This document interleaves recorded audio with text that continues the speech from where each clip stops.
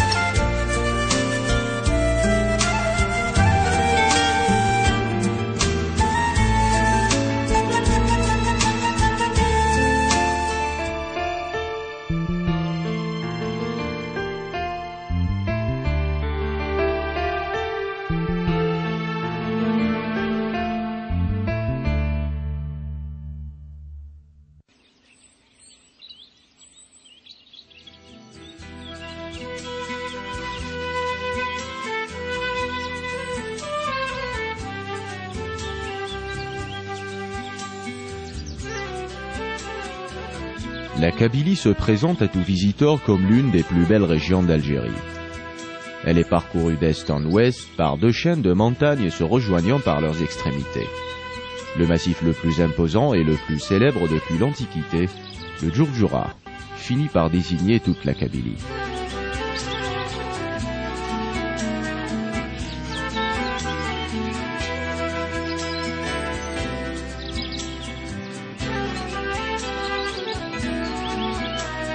Au XIXe siècle, l'occupation française consacra définitivement le nom, d'abord pour désigner les Berbères de l'Afrique septentrionale, ensuite uniquement ceux du Djourdjoura et de ses prolongements.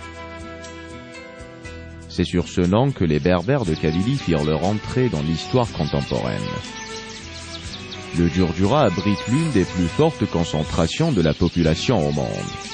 Tous ses sommets sont habités et se présentent comme des mémoires vivantes. Pour le réalisateur, que ce soit au Sahara avec son film La femme Tergui, dans les hautes plaines avec le film L'Auressienne et maintenant dans les montagnes de Kabylie, l'Algérie est un haut lieu entouré de rites qui perpétuent un passé avec des mares endormies de coutumes et de traditions.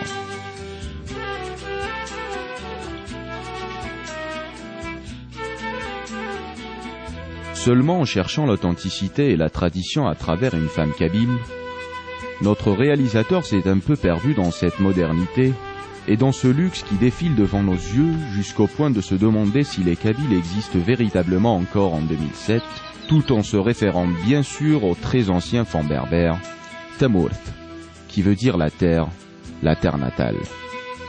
De fait, ce qui a rendu la tâche difficile à notre réalisateur en quête d'authenticité kabyle, ce sont ces maisons luxueuses, ces villas et résidences secondaires qui se sont substituées aux villages kabyles perchés sur les montagnes. Et l'impression qui se dégage de ces beaux panoramas, c'est d'être un peu transporté en quelque sorte au milieu des Vosges ou du Jura français, du moins en Europe. La quête de notre réalisateur ne s'arrêta que lorsqu'à une cinquantaine de kilomètres à l'extrême sud de Tizi Ouzou, dans la commune d'Agoni-Garan, il se trouva agréablement surpris face à un hameau perché sur un rocher, dominant à la fois l'imposant mont du Djurdjura et la vaste plaine des Iwadiyen. Un spectacle féerique s'offra alors à toute l'équipe technique.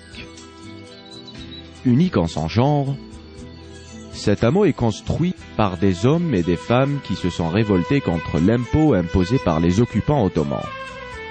Ayt el-Qaïd, c'est le nom de ce village perdu dans les montagnes, évoque l'assassinat d'un caïd que la population a adopté au départ, mais qu'elle a éliminé à cause des dépassements provoqués à leur encontre par les hommes qui l'accompagnaient. Voici enfin la Kabylie et ses maisons traditionnelles construites de pierre, d'argile et de bois. Après une intelligente prospection dans le village d'Ayt el-Qaïd, le réalisateur porte son choix sur une femme âgée d'environ 66 ans nommée Tassadit, et qui a refusé d'aller vivre dans une maison construite en béton. Tassadit est l'un des derniers témoins de l'histoire d'un village qui a marqué des générations d'hommes et de femmes.